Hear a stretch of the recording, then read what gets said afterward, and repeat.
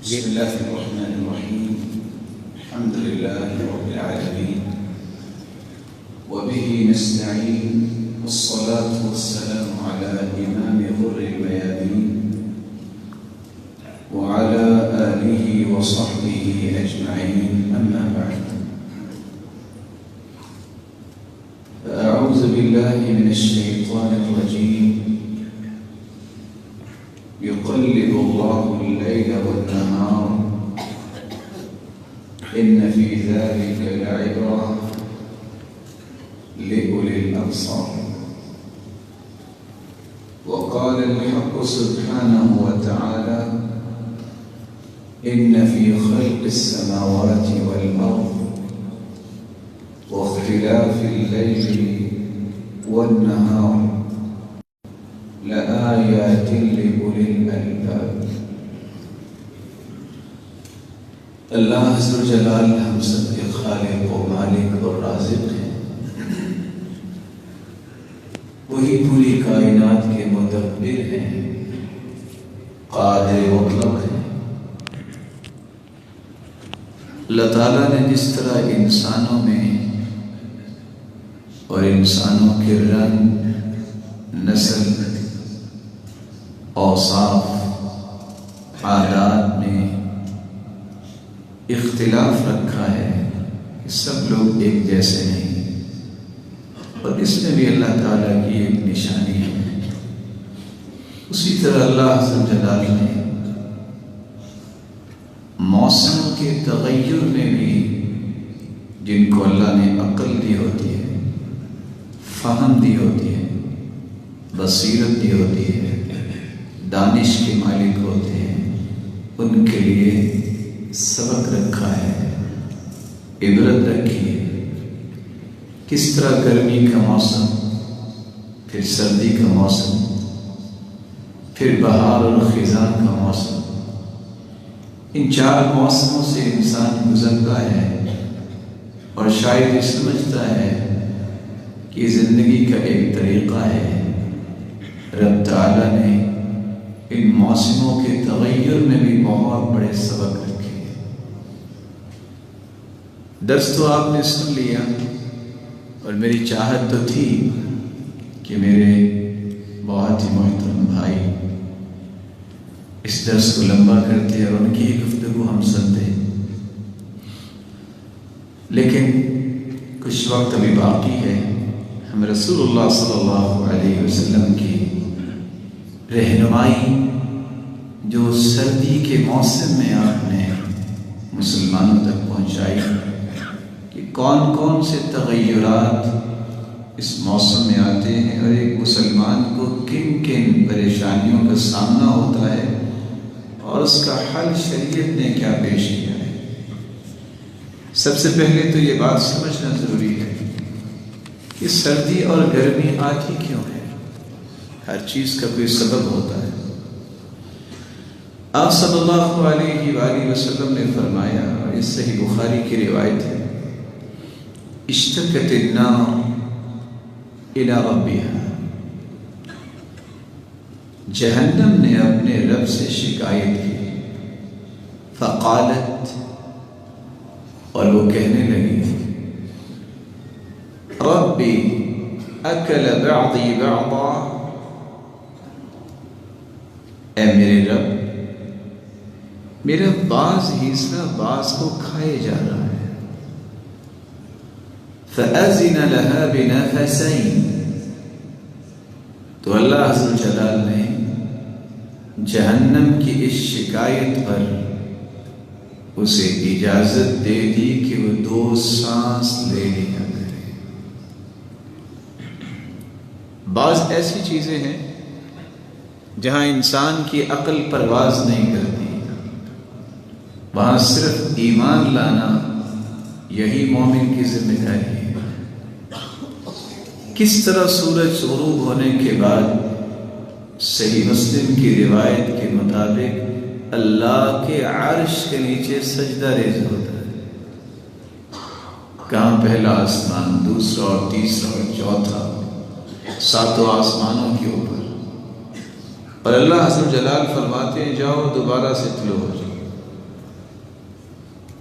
رب المشرق والمغرب، یہ مشرق و مغرب کا سلسلہ اللہ نے بنایا ہے۔ مشرق سے طلوع ہوتا ہے، مشرق کی جہت سے، اور مغرب میں غروب ہو جاتا ہے۔ رب المشرقین و رب المغربین، دو مشرقوں کا رب اور دو مغربوں کا رب، سردی کا مشرق اور گرمی کا مشرق اور،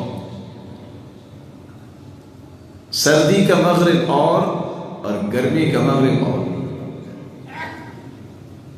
رب المشارق والمغارب،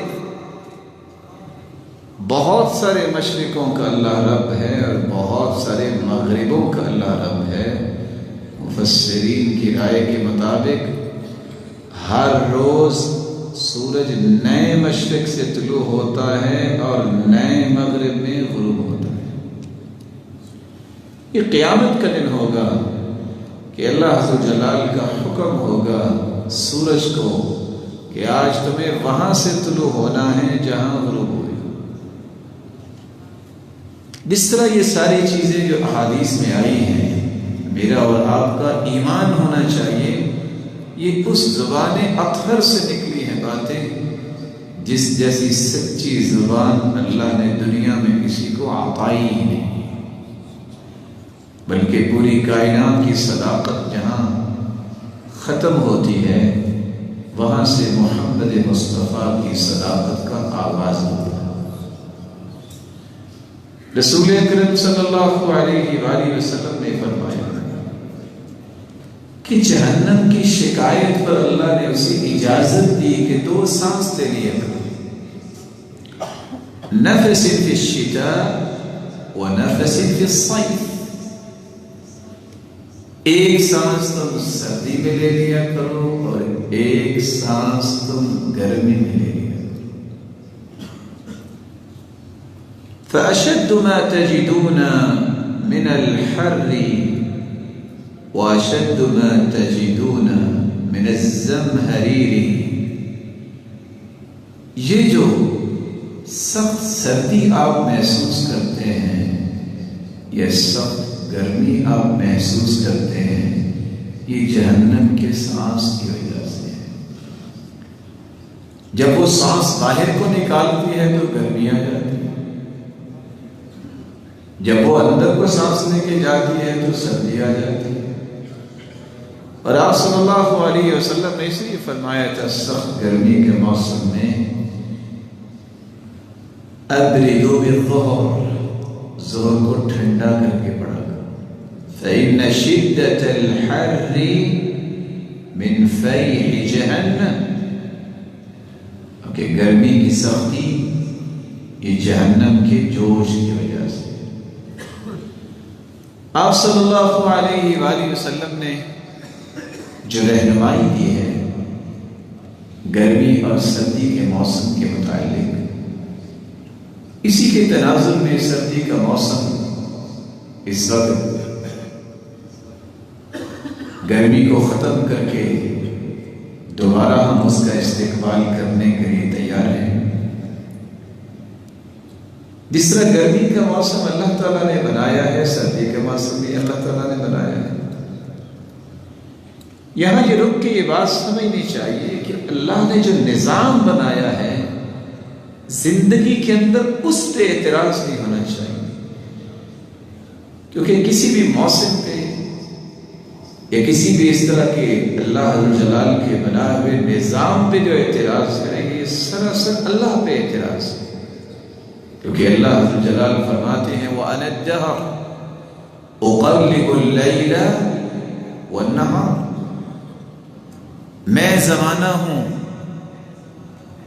میں ہی دن رات کو چینج کرتا ہوں۔ کچھ لوگ کہتے ہیں زمانے کا برا ہو، کچھ لوگ کہتے ہیں زمانہ ظالم آ گیا، یہ اللہ کو گالی ہے۔ اور اللہ کے رسول صلی اللہ علیہ وسلم نے فرمایا تھا، حدیث قدسی ہے، اللہ عز و جلال فرماتے ہیں کہ آدم کا بیٹا مجھے گالی دیتا ہے، اس کے لائق نہیں کہ مجھے گالی دے۔ آدم کا بیٹا مجھے تکلیف دیتا ہے، اس کے لائق نہیں کہ مجھے تکلیف دے۔ اما شتمہ ایائی، کیسے آدم کا بیٹا مجھے گالی دیتا ہے جب وہ یہ کہتا ہے ان لی ولدا، کہ میری اولاد ہے، تو گویا کہ اس نے مجھے گالی دی ہے۔ وَأَنَا اللَّهُ الْأَحَدُ الصَّمَدُ لَمْ أَلِدْ وَلَمْ أُولَدْ، میں یکتا ہوں، میں ہی بے نیاز ہوں، نہ میں کسی کی اولاد ہوں نہ میری کوئی اولاد ہے۔ اور اس سردی کے موسم کی ابتدا میں ہی مسلمانوں پہ ایک آزمائش بھی آتی ہے۔ یہ 25 دسمبر کا دن آئے گا، سخت سردی ہوگی۔ وہ لوگ جن کو عیسائی کہتے ہیں، نان بلیورز ہیں، مسلمان نہیں ہیں، وہ اللہ ذو الجلال کو گالیاں بھی دیں گے اس اعتبار سے، اور سیدنا عیسیٰ علیہ السلام کے بارے میں نازیبا الفاظ بھی بولتے ہیں، لکھتے بھی ہیں۔ کس انداز سے؟ آپ گاڈ اسپیل کو اٹھائیے، قرآن نے تو یہ کہا ہے وَأَنزَلْنَا التَّوْرَاةَ وَالْإِنْجِيلَ، ہم نے تورات اتاری اور انجیل اتاری، ایک تورات اور ایک انجیل۔ لیکن آج متی، یوحنا، مرقس، لوقا، یہ ساری کی ساری انجیلیں کہاں سے آ گئی؟ اللہ تو فرماتے ہیں ایک انجیل اتاری اور ایک تورات اتاری، اور پھر ان میں لکھا کیا ہے؟ عیسیٰ بن یوسف النجار، یسوع بن یوسف النجار، اور کرتے کرتے من سلالت آل داؤد۔ ان لوگوں کو کیک پیش کرتے ہوئے مسلمان کو شرم نہیں آتی جو اپنی کتابوں میں لکھتے ہیں کہ مریم علیہ الصلاۃ والسلام کی دوستی یوسف النجار سے ہوئی، جس کی پاداش میں عیسیٰ پیدا ہوئے۔ اور مسلمانوں کا عقیدہ ہے کہ وہ اللہ ذو الجلال کے پیغمبر ہیں، رسول ہیں، اللہ کا کلمہ ہے۔ القاها الى مریم وروح منہ، یہ اللہ ذو الجلال نے القا کیا۔ تو جو ہی سردی کا آغاز ہوتا ہے تو بجائے اس کے کہ سردی کے آغاز میں انسان اللہ کے زیادہ قریب ہو، سب سے پہلے وہ رب تعالیٰ کی ذات مقدس پہ کلمات کستا ہے۔ بس برا ہو سردی کا، سردی آ گئی ہے، زکام ہو گیا ہے۔ گرمی کس نے بنائی اور سردی کس نے بنائی؟ یہ اللہ کا نظام۔ اور کتنا ہی اچھا ہوتا، سیدنا عمر رضی اللہ تعالی عنہ فرمایا کرتے تھے الشتاء غنیمۃ العابدین، یہ سردی کا موسم عبادت کرنے والوں کے لیے تو بہت بڑی غنیمت ہے، ہم اپنی عبادت کو بہتر بناتے ہیں۔ اور کس طرح رسول اللہ صلی اللہ علیہ وسلم کے صحابی ابو سعید خدری رضی اللہ تعالی عنہ روایت کرتے ہیں الشتاء ربیع المؤمن قصر نهاره فصام وطال لیله فقام، سردی کا موسم مومن کے لیے بہار کا موسم ہوتا ہے، دن چھوٹے ہوتے ہیں روزہ رکھتا ہے، راتیں لمبی ہوتی ہیں تہجد پڑھتا ہے، لیکن بجائے اس کے کہ وہ اس طرف توجہ دے، جو ہی سردی بڑھتی جاتی ہے اللہ عز و جلال کی نشکری کے کلمات بولتا جاتا ہے، اور ایک وقت آتا ہے وقتی عزت پانے کے لیے۔ اور میرے محترم کتنی خوبصورت بات کہہ رہے تھے، 2 سے 4 پکچر بنوانے کے لیے انسان اتنا لالچی اور سطحی قسم کا ہو گیا ہے۔ عیسائی برادری کو بھی کیک پیش کرتے ہوئے اپنی پکچر بنوا رہا ہوتا ہے کہ مسیحی برادری کو میں کیک ان کی خوشی میں پیش کر رہا ہوں، اور سیدنا عمر رضی اللہ تعالیٰ عنہ کہا کرتے تھے جو غیر مسلم کی خوشی میں اور عید میں انڈا لے کے جاتا ہے وہ اتنا ہی کافر ہے جتنا کافر کافر ہے. اور انڈے کی قیمت کتنی ہے؟ 5 سے 10 روپے. 2-2 ہزار کا کیک لے جانے والے نے کبھی سوچا کہ ان موسمی تغیرات میں اسے صرف اللہ کی نافرمانی نظر آتی ہے؟ رسول اللہ صلی اللہ علیہ وآلہ وسلم نے زندگی کے آخری سالوں میں ہر اس بات کی مخالفت کی جو یہودی اور عیسائی کیا کرتے تھے، اور آپ نے کہا میں مخالفت کروں. اور مسلمان ہے کہ اسی آنکھ کی یہ لالچی آنکھ کبھی بھرتی نہیں ہے. اس کو عزت جو ہے وہ جھوٹی عزت حاصل کرنے میں کبھی شرم نہیں آئی. عزت وہ ہے جو بلال کو اللہ نے عطا کی. یہ کالے رنگ کا غلام چلتا زمین پہ تھا اور قدموں کی آہٹ جنت میں سنائی دی تھی. عزت اس کو کہتے ہیں. حارث بن نعمان قرآن کی تلاوت زمین پہ کرتے ہیں اور اس کی تلاوت سے جنتی محظوظ ہو رہے ہیں. اللہ ایسے طریقوں سے عزت حاصل کرنے کی ہمیں توفیق عطا فرمائے. عبید بن عمیر کہا کرتے تھے كان يقال اذا جاء الشتاء يا اهل القرآن طال الليل لصلاتكم وقصر النهار لصيامكم فاغتنموا. صحابہ کے دور میں یہ بات کہی جاتی تھی، او اہل قرآن دیکھو راتیں لمبی ہو گئی ہیں تاکہ تمہارے شوق اور ذوق جو تہجد کے ہیں وہ پورے ہو جائیں. یہ دن چھوٹے ہو گئے ہیں تاکہ تم روزہ رکھ سکو. فاغتنموا، آ جاؤ، یہ وقت ہے کہ اس وقت کو غنیمت جانو اور رات کو تہجد کی عادت اپناؤ اور دن کو روزہ رکھنے کی عادت بناؤ. رسول اللہ صلی اللہ علیہ وآلہ وسلم نے اس لیے فرمایا تھا علیکم بقیام اللیل فإنه دأب الصالحین قبلکم وهو قربة إلى ربكم ومكفر للسيئات ومنهاة للآثام ومطردة للداء عن الجسد. لوگوں تہجد کو لازم رکھو، یہ صالحین کی نشانی ہے، یہ اللہ کی قربت کا ذریعہ ہے. اس سے گناہوں کی معافی ملتی ہے، بلکہ تہجد پڑھنے والے کو اللہ گناہوں سے بچا دیتے ہیں. وَمَطْرَدَةٌ لِلدَّاءِ عَنِ الْجَسَدِ وَإِنْ كَانَ فِي هَذِهِ الْكَلِمَةِ مَا فِيهِ عِنْدَ الْبَعْضِ.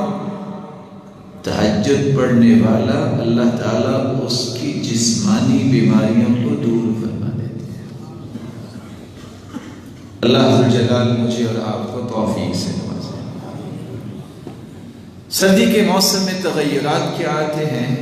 میں اختصار سے وضو، نماز، لباس، 3 پہلوؤں کو آپ کی خدمت میں پیش کیے دیتا ہوں. سب سے پہلا، جو ہی سردی کا آغاز ہوتا ہے تو وضو کرنے میں بہت مشکل ہوتی ہے کہ نہیں ہوتی؟ ناراض تو نہیں ہوں گے آپ؟ ہوتی ہے مشقت کے نہیں؟ پکی بات ہے. اب تو گرم پانی بھی آ گیا ہے، ایک کمرے میں 2 سسٹم ہے، ہاٹ اینڈ کولڈ، ہے کہ نہیں ہے؟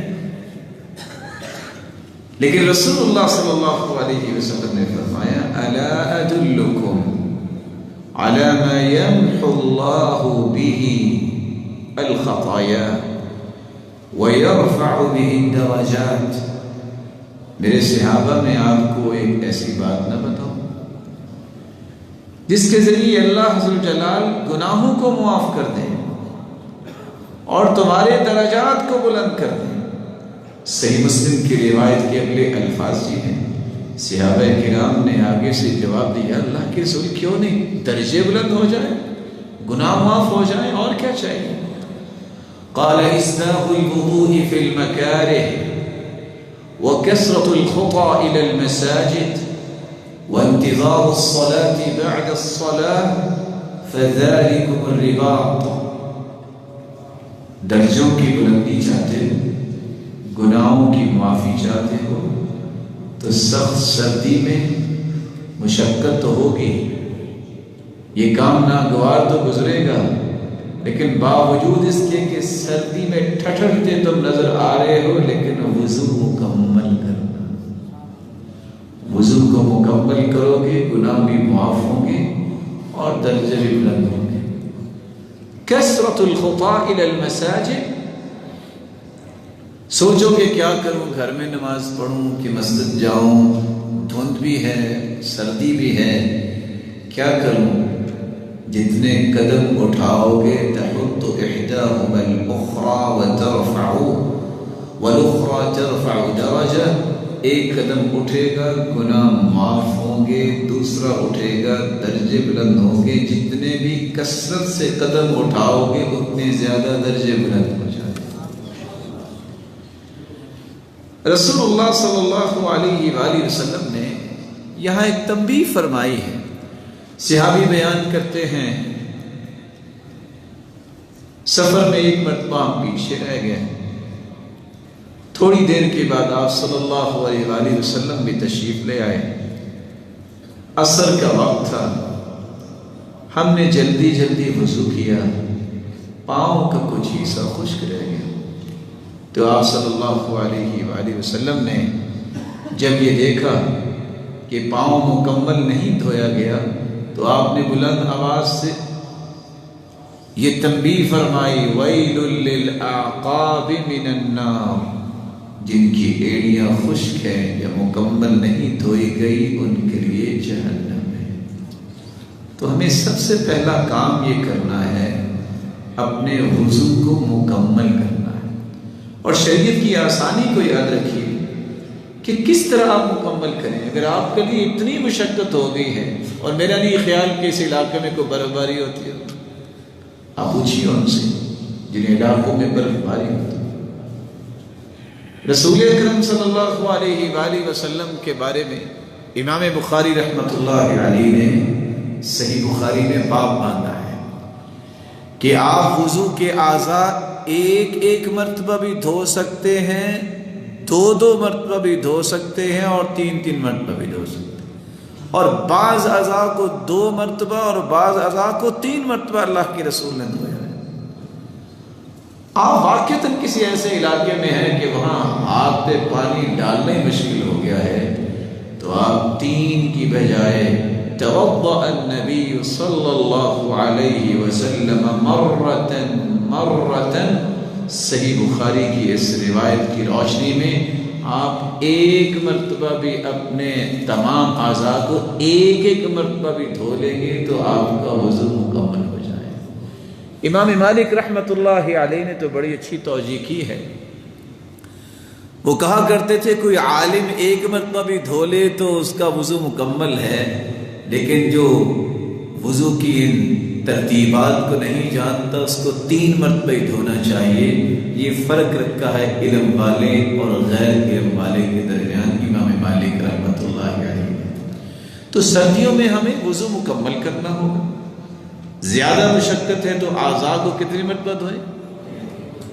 بولیے 1 مرتبہ، پھر بھی آپ کا وضو ہو جائے گا. رسول اکرم صلی اللہ علیہ وآلہ وسلم کا دوسرا عمل ہمارے پاس ہے. کچھ دین سے بیزار لوگ، کہانیاں قصوں پہ عمل کرنے والے لوگ بیچارے وضو کرتے ہیں تو کپڑا لگانا جرم سمجھتے ہیں. کہتے ہیں نہیں یہ جتنے پانی کے قطرات جسم پہ لگے رہیں گے اتنی دیر گناہ معاف ہوتے رہیں گے. اور بعض تو آ کے صف پہ وہ قطرات گراتے ہیں کہ ساتھ دیکھتے ہیں قطرات گر رہے ہیں، گناہ جھڑ رہے ہیں. اللہ جانے یہ کہاں روایت آئی. آپ صلی اللہ علیہ وسلم کا یہ مزاج نہیں تھا. کان لرسول اللہ صلی اللہ علیہ وسلم خرقہ یتنشف بها بعد الوضوء. سلسلہ صحیحہ کی روایت ہے، رسول اللہ صلی اللہ علیہ وسلم وضو کے بعد اپنے جسم اطہر کو، اپنے ہاتھ اور اپنے بازوؤں کو تولیے کے ساتھ صاف کیا کرتے تھے۔ یہ مت دیکھیے فلاں نے کہا ہے کہ قطرے جتنے گریں گے اتنے کبیرہ گناہ معاف ہو جائیں گے، جتنے آپ اپنے ہاتھ سے گرائیں گے اتنے صغیرہ معاف ہو جائیں گے۔ میں کبھی کبھی سوچتا ہوں یہ حدیثیں گھڑنے والے ظالم یہ نکتے نکالتے کیسے ہیں کہ جتنے خود گریں گے اتنے کبیرہ گناہ معاف ہوں گے، جتنے آپ گرائیں گے اتنے صغیرہ گناہ معاف ہوں گے۔ کیا کمال کی تقسیم ہے۔ آپ صلی اللہ علیہ وسلم نے اس طرح کی کوئی رہنمائی نہیں دی۔ آپ تولیے کے ساتھ وضو کے اعضاء کو صاف کیا کرتے۔ رسول اللہ صلی اللہ علیہ وسلم نے ایک تیسری رہنمائی دی ہے۔ اس موسم میں سخت سردی ہے، حالت یہ ہے کہ پانی ہاتھ پہ ڈالا نہیں جا رہا، اور بدخوابی کی وجہ سے، برے خواب کی وجہ سے آپ پہ غسل واجب ہو گیا ہے۔ اب آپ کو کیا کرنا ہے؟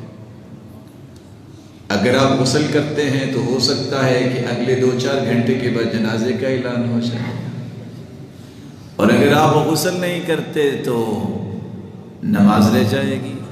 کیا کریں؟ رسول اللہ صلی اللہ علیہ وآلہ وسلم کے زمانے میں ایسے ہی ہوا۔ ایک شخص سفر میں تھا، فشج رأسہ، اس کے سر پہ چوٹ لگی، رات کو اس پہ غسل واجب ہو گیا۔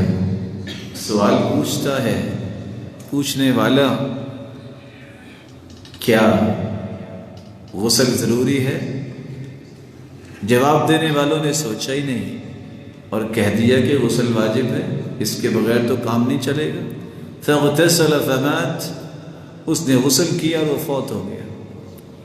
فلما اخبر بذلك رسول اللہ صلی اللہ علیہ وسلم، جب رسول اللہ صلی اللہ علیہ وسلم کو خبر ملی تو آپ نے ناراضگی کا اظہار کیا، فرمایا قتلوہ قتلہم اللہ، اللہ ان کو قتل کرے جنہوں نے اس کو قتل کر دیا۔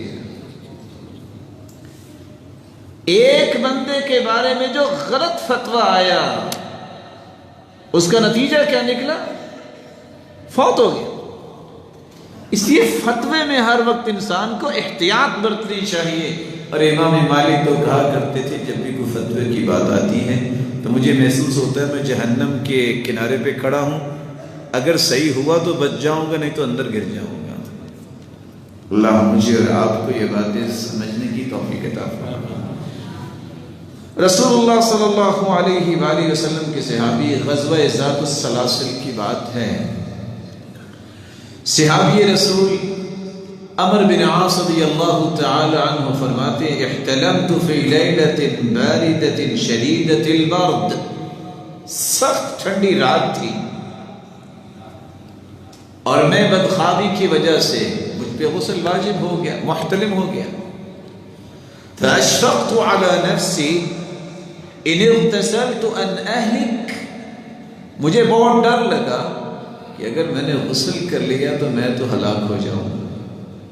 فتیممت، میں نے تیمم کیا، ثم صلیت باصحابی، اور میں نے تیمم کر کے صحابہ کرام کو نماز پڑھا دی، صلاۃ الصبح، اور یہ صبح کی نماز تھی۔ فلما قدمنا على رسول الله صلى الله عليه وسلم ذكرت ذلك له فقال، میں جب مدینے آیا، ہم سب مدینے آئے، تو میں نے اللہ کے رسول صلی اللہ علیہ وسلم کے سامنے حاضر ہو کے یہ قصہ پیش کیا اور میں نے بتایا کہ میں نے اس طرح نماز پڑھائی ہے۔ تو آپ صلی اللہ علیہ وآلہ وسلم نے فرمایا، یا عمر، او عمر، صلیت اصحابک وانت جنب، اور تم نے اپنے ساتھیوں کو نماز پڑھا دی اس حالت میں کہ آپ جنبی تھے۔ آپ صلی اللہ علیہ وآلہ وسلم نے جب اتنی بات کہی تو صحابی عمرو بن عاص کہتے ہیں، اللہ کے رسول صلی اللہ علیہ وسلم، مجھے اللہ کا فرمان یہ یاد آ گیا، وَلَا تَقْتُلُوا أَنفُسَكُمْ ان اللہ کان بکم رحیما، تم اپنے آپ کو مت قتل کرو، اللہ عز و جلال تو بڑا رحم کرنے والا مہربان ہے۔ فضحك رسول اللہ صلی اللہ علیہ وسلم ولم يقل شيئا، تو یہ بات سن کے رسول اللہ صلی اللہ علیہ وسلم مسکرا دیے اور آپ نے کچھ نہیں کہا۔ آپ اس حدیث کی روشنی میں کیا کر سکتے ہیں؟ سنن ابی داؤد کی روایت جو آپ نے سنی ہے، اگر تو آپ کسی ایسے علاقے میں ہیں کہ واقعتاً وہاں وضو کرنا اس وقت ہلاکت کا باعث ہے، تو آپ تیمم کر کے نماز پڑھ لیجیے، اور جب وہ سردی کا وہ جو فیز ہے وہ ختم ہو جائے اس کے بعد آپ غسل کر لیں۔ لیکن اگر آپ کی استطاعت میں ہے، جیسا کہ یہاں کا ماحول ہے، کوئی اتنی سردی نہیں، تو وہاں بہتر یہ ہے کہ آپ غسل کر لیجئے۔ ہاں اگر کوئی بیمار ہے تو شریعت نے اس کے لیے آسانی رکھی ہے، وہ اس ماحول میں بھی اپنے آپ کو تیمم کر کے نماز سے محروم نہ کرے، نماز پڑھے۔ رسول اللہ صلی اللہ علیہ وسلم نے ایک چوتھی بات بھی ہمیں سمجھائی ہے۔ جب سخت سردی ہوتی ہے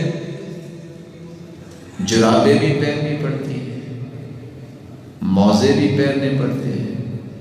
اللہ تعالیٰ حفاظت فرمائے، کسی کو چوٹ لگ جائے ہاتھ پہ، بازو پہ، سر پہ، پاؤں پہ، تو اس پہ پٹی بھی باندھنی پڑتی ہے۔ تو شریعت کی یہ خوبصورتی ہے۔ سیدنا ثوبان رضی اللہ تعالیٰ عنہ اس خوبصورتی کو بیان کر رہے ہیں۔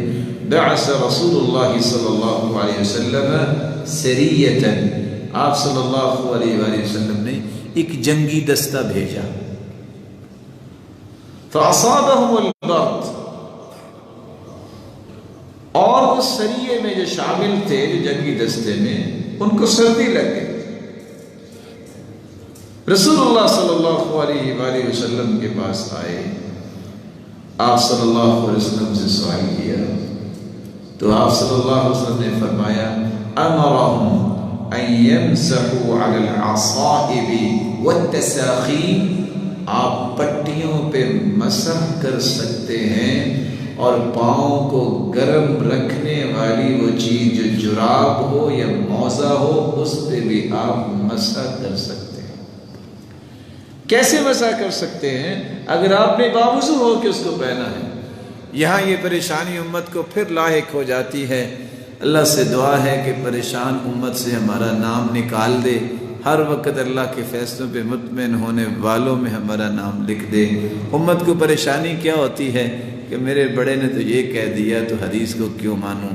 ہمیں کوئی پریشانی نہیں ہوتی، ہمیں پریشانی ہوتی ہے محمد مصطفیٰ نے کیا ہے، ہم نے کرنا ہے۔ مسح رسول اللہ صلی اللہ علیہ وسلم علی الجوربین والخفین، اللہ کے رسول صلی اللہ علیہ وسلم نے جرابوں پر بھی مسح کیا ہے اور موزوں پر بھی مسح کیا ہے، اور ایک نہیں، المسح علی الخفین، موزوں پہ مسح کرنے کی روایت کرنے والے 70 لوگ ہیں، ایک بھی نہیں۔ اور آج امت کو مشقت میں ڈالنے والے کہتے ہیں وہ 2 انگلیوں کے برابر اس میں سوراخ نہ ہو اور اتنی موٹی ہو۔ میں کبھی کبھی سوچتا ہوں یہ نیکسٹ کی فیکٹری صحابہ کے دور میں کس نے لگائی تھی اتنی موٹی جرابیں بنانے میں؟ ما ہی الا ممزقہ۔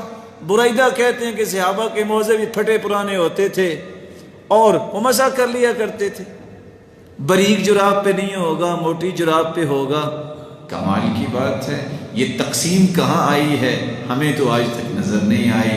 رسول اللہ صلی اللہ علیہ وسلم نے خود بھی جرابوں پہ مسح کیا، خود بھی موزوں پہ مسح کیا۔ التساخین، وہ چیز جس سے پاؤں کو گرم کیا جاتا ہے، اس پہ مسح کرنے کا حکم بھی دے دیا۔ کیا باقی بچا؟ آپ باوضو ہو کے جرابیں پہنے، موزے پہنے، اور آپ 24 گھنٹے تک جو اگلی نمازیں پڑھیں گے آپ اس پہ مسح کر سکتے ہیں۔ اگر آپ مقیم ہیں، اگر آپ مسافر ہیں تو آپ 3 دن تک مسح کر سکتے ہیں۔ اسلام کی تو یہی آسانی ہے کہ اللہ عز و جلال نے مومنوں کو اتنی تکلیف دی ہے جتنی وہ برداشت کر سکتے ہیں۔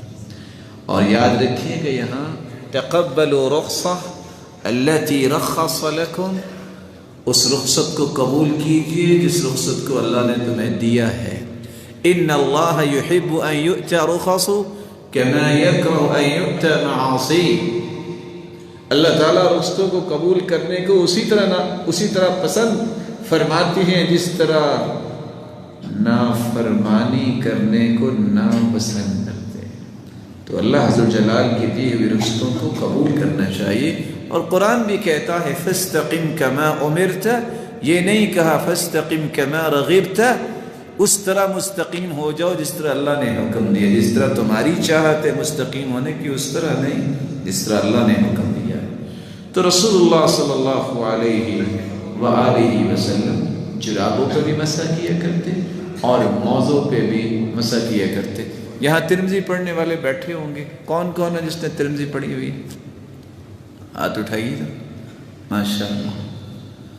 اور آپ نے وہاں امام ترمذی کا وہ نقل کیا ہوا قول بھی پڑھا ہوگا کہ امام ابو حنیفہ رحمۃ اللہ علیہ نے جب آخری وضو کیا ہے تو کیا کیا تھا؟ کیوں جی کیا کیا تھا؟ مسح کیا تھا. اور ساتھ یہ کہا تھا کہ میں نے آج وہ کام کیا جو پہلے نہیں کیا. امام ابو حنیفہ رحمۃ اللہ علیہ نے بھی مسح کیا تھا اور وہ کہا کرتے تھے اذا صح الحدیث فهو مذہبی، جو صحیح حدیث ہوگی وہ میرا مذہب ہے. تو اللہ عز و جلال ہمیں حدیث پر عمل کرنے کی توفیق عطا فرمائے. یہاں ایک بات اور بھی میں اضافہ کر دوں. شرط یہ ہے کہ کوئی نیا مفہوم نہ لے جائے. آپ نے دیکھا نا جب سردی ہوتی ہے تو ہم جوتی کیسے پہنتے ہیں؟ بولے چپل پہنتے ہیں بند؟ ہاں بند جوتی پہنتے ہیں. ویسے تو حدیث میں آتے نا اکثر النعال، جوتیاں زیادہ بھی لے سکتے ہیں آپ، کیونکہ جو جوتی پہنتا ہے وہ ایسے لگتا ہے جیسے سواری پہ سوار ہے. تو آپ ایک کی بجائے 2-4 بھی لے سکتے ہیں. اور خصوصاً یہ ان لوگوں کے لیے پیغام ہے جو شادی شدہ ہیں، جو جوتی پہ جھگڑا ہوتا ہے اور طلاق ہو جاتی ہے دوسری جوتی نہیں لے کے دیتا. اس کے لیے گزارش ہے کہ کوئی بات نہیں، وہ اہلیہ کو 2-3 جوڑے لے دے، کچھ نہیں ہو جائے. تو آپ صلی اللہ علیہ وآلہ وسلم نے مسلمانوں کو یہ بات بھی سکھائی ان رسول اللہ صلی اللہ علیہ وسلم توضأ. سیدنا ابو موسیٰ اشعری رضی اللہ تعالیٰ عنہ فرماتے ہیں اللہ کے رسول صلی اللہ علیہ وسلم نے وضو کیا وَمَسَحَ عَلَى الْجَوْرَبَيْنِ وَالنَّعْلَيْنِ. آپ نے جرابوں پر بھی مسح کیا اور آپ نے اپنی جوتی پر بھی مسح کیا. یہ کون سی جوتی ہوگی؟ بولے وہ جوتی جو صاف ہوگی، وہ جوتی جو کم از کم موزے کی شکل میں ہوگی، بند ہوگی. آپ صلی اللہ علیہ وآلہ وسلم جوتی پر بھی مسح کیا کرتے تھے. اور آپ کے علم میں یہ ہونا چاہیے. صحابی سوال کرتے ہیں اکان النبی صلی اللہ علیہ وسلم یصلی فی نعلیہ، کیا اللہ کے رسول صلی اللہ علیہ وسلم جوتی پہن کے نماز پڑھتے؟ تو سیدنا انس کیا کہتے ہیں؟ قال نعم، جی ہاں. اور آپ صلی اللہ علیہ وسلم نے تو فرمایا تھا تم موزے پہنا کرو، موزے اور جوتی پہن کے نماز پڑھو، خالف الیہود، اور یہودیوں کی مخالفت کرو. لیکن اس کا یہ معنی بالکل نہیں ہے کہ آپ کی جوتی کسی طرح کی بھی ہے اور آرام سے آپ کارپٹ پہ آ جائیں اور جوتی کو صاف کیے بغیر اور دیکھے بغیر جوتی پہن کے نماز پڑھے. اگر جوتا صاف ہے تو آپ نماز پڑھ سکتے ہیں، آپ کری گنجائش. رسول اللہ صلی اللہ علیہ وآلہ وسلم نے نماز کے متعلق بھی چند رہنمائیاں دی ہیں. سب سے پہلا کام کیا ہوتا ہے؟ جب صبح ہم نماز پڑھنے آتے ہیں تو کوئی چادر، کوئی کپڑا ہو تو ہم اپنے منہ کو ڈھانپتے ہیں. آپ صلی اللہ علیہ وسلم نے اس سے منع کیا ہے. سردی کا موسم اپنی جگہ. نہا رسول اللہ صلی اللہ علیہ وسلم ان یغطی الرجل فاہ فی الصلاۃ. نماز کے اندر کوئی شخص اپنے منہ کو ڈھانپ لے، اس بات سے رسول اللہ صلی اللہ علیہ وآلہ وسلم نے منع کیا. بلکہ رسول اللہ صلی اللہ علیہ وآلہ وسلم کے صحابی نے جب یہ دیکھا کہ ایک شخص نے اسی طرح اپنے منہ کو ڈھانپا ہوا تھا تو اس نے آ کے اس کے کپڑے کو کھول دیا۔ ہمیں تو پریشانی ہو جاتی نا، اس نے ہماری نماز کا بھی خیال نہیں کیا۔ صحابہ کو یہ پریشانی نہیں ہوتی تھی۔ وہ ابی بن کعب رضی اللہ تعالیٰ عنہ جب آئے نا تو وہ امام کے پیچھے ایک شخص کھڑا تھا، اس نے آرام سے اس کو پیچھے کیا اور خود کھڑے ہو گئے۔ بعد میں کہتے ہیں لا تجعل فی قلبک شیئا، اپنے دل میں کوئی بات نہ لے کے آنا۔ اللہ کے رسول نے فرمایا تھا لیلین منکم اولو الاحلام والنہی، امام کے پیچھے اسے کھڑا ہونا چاہیے جو نماز کو سنبھال سکتا ہے۔ ہم تو بادشاہ لوگ ہیں نا، ہم کہتے ہیں امام کے پیچھے کھڑا ہونا ہے، اور کھڑا کون ہو رہا ہوتا ہے کہ اگر نماز میں امام کی نماز اور اس کا وضو خطا ہو جائے تو سنبھالنے کے قابل نہیں ہوتا، تو امام کے پیچھے اسے کھڑا ہونا چاہیے جو کم از کم نماز کو سنبھال سکتا ہو۔ تو رسول اللہ صلی اللہ علیہ وآلہ وسلم کے صحابی نے، جس نے منہ ڈھانپا ہوا تھا، اس کے کپڑے کو کھول دیا، اور سردی کے باوجود بھی اپنے چہرے کو ڈھانپنا نہیں چاہیے۔ اور دوسری جو رہنمائی آپ صلی اللہ علیہ وسلم نے دی ہے، آپ نے دیکھا ہوگا جب زیادہ سختی ہو تو ہمارا یہ ذہن تو ہوتا ہے، بس اوقات پورا نہیں ہوتا کہ بس پورا کمبل ہی لے کے آ جائے، ہوتا ہے، اور اس طرح لپیٹ لیں کہ کوئی ہوا نہ لگے۔ اس کو پنجابی میں کیا کہتے ہیں؟ کیا جی؟ بکل مارنا۔ پنجابی ان کو بہت میٹھی لگتی ہے ماشاءاللہ۔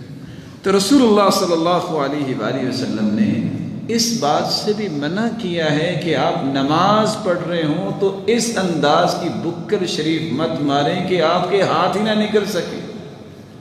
رسول اللہ صلی اللہ علیہ وآلہ وسلم نے، صحابی بیان کرتے ہیں ابو سعید خدری رضی اللہ تعالیٰ عنہ، نہا رسول اللہ صلی اللہ علیہ وسلم عن اشتمال الصماء، آپ نے بکل مارنے سے منع فرمایا ہے۔ رسول اللہ صلی اللہ علیہ وآلہ وسلم نے ایک اور رہنمائی بھی دی ہے۔ کچھ لوگ دستانے پہن کے نماز پڑھتے ہیں، سردی جو بہت ہے، کیا دستانے پہن کے نماز پڑھی جا سکتی ہے کہ نہیں پڑھی جا سکتی؟ یہ بات بھی سمجھنا ضروری ہے۔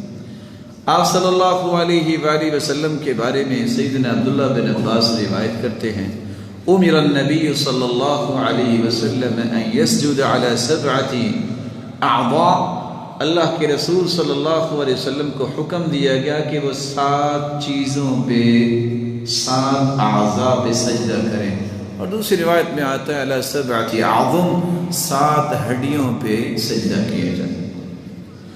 وَلَا يَكُفَّ شَعْرًا، جس طرح 7 ہڈیوں پہ سجدہ کرنا ہے، 2 ہاتھ، 2 پاؤں، 2 گھٹنے، اور انسان کا جو چہرہ ہے جس میں ناک بھی آتی ہے اور اس کے ساتھ انسان کی پیشانی بھی آتی ہے۔ اور بعض دفعہ آپ نے دیکھا ہوگا کہ سخت سردی کی وجہ سے اگر صف نہیں ہے، فرش پہ پڑنا پڑے تو وہ ہاتھوں پہ بوجھ ڈال کے سجدہ کرتے ہیں، اپنی پیشانی زمین پہ نہیں لگاتے، ان کا سجدہ نہیں ہوتا۔ بلکہ اگر آپ پڑھ رہے ہیں نماز اور ہاتھ میں قرآن مجید ہے اور سجدہ آپ کرتے ہیں، سجدہ تلاوت، اور یہ ہاتھ اٹھا کے رکھتے ہیں سجدہ کرتے ہیں، سجدہ نہیں ہوتا۔ سجدے کے لیے 7 اعضاء اور 7 ہڈیوں کا زمین پہ لگنا ضروری ہے۔ تو رسول اللہ صلی اللہ علیہ وسلم نے ساتھ فرمایا وَلَا يَكُفَّ شَعْرًا وَلَا ثَوْبًا، جو نماز پڑھ رہا ہے اس کو چاہیے کہ اپنے بالوں کو نہ سمیٹے اور نہ اپنے کپڑوں کو سمیٹے۔ رسول اللہ صلی اللہ علیہ وسلم کے اس فرمان کی روشنی میں بعض علماء نے کہا ہے کیونکہ 2 ہاتھ، 2 پاؤں، 2 گھٹنے اور چہرہ زمین پہ لگنا، جب دستانے پہنے گا تو پھر ہاتھ تو نہ لگے، دستانے لگے، اس لیے انہوں نے کہہ دیا کہ دستانے پہن کے نماز نہیں پڑھنی چاہیے۔ لیکن دوسرے علماء کہتے ہیں کہ اعضاء تو 7 ہی ہیں، اگر ہاتھوں پہ دستانے پہننے سے ہاتھ نہیں رہے تو گھٹنوں پہ بھی تو آخر شلوار آ ہی جاتی ہے نا، وہ بھی کون سے گھٹنے ڈائریکٹ لگ رہے ہیں۔ اور آپ صلی اللہ علیہ وسلم کے صحابہ گرمی سے بچتے ہوئے اپنا رومال سامنے رکھ لیتے تھے، اور ابھی میں بیان کروں گا ٹوپیوں پہ سجدہ کر لیتے تھے، پگڑی پہ سجدہ کر لیتے تھے، تو دستانے پہن کے نماز پڑھنے میں کیا حرج ہے؟ تو دستانے پہن کے نماز پڑھی جا سکتی ہے۔ رسول اللہ صلی اللہ علیہ وسلم کی سردی کے موسم میں اگلی رہنمائی، نہا رسول اللہ صلی اللہ علیہ وسلم عن السدل فی الصلاة، نماز کے اندر سدل، اس سے آپ صلی اللہ علیہ وسلم نے منع فرمایا ہے۔ کسی نے چادر لی ہوئی ہے، رومال لیا ہوا ہے، تو اس کو اس طرح لٹکانا کہ وہ ٹخنوں سے بھی نیچے ہو، تو ایسی کیفیت میں نماز نہیں پڑھنی چاہیے۔ آپ اپنے چادر کو سنبھالیں، اپنے رومال کو، اپنے کپڑے کو سنبھالیں۔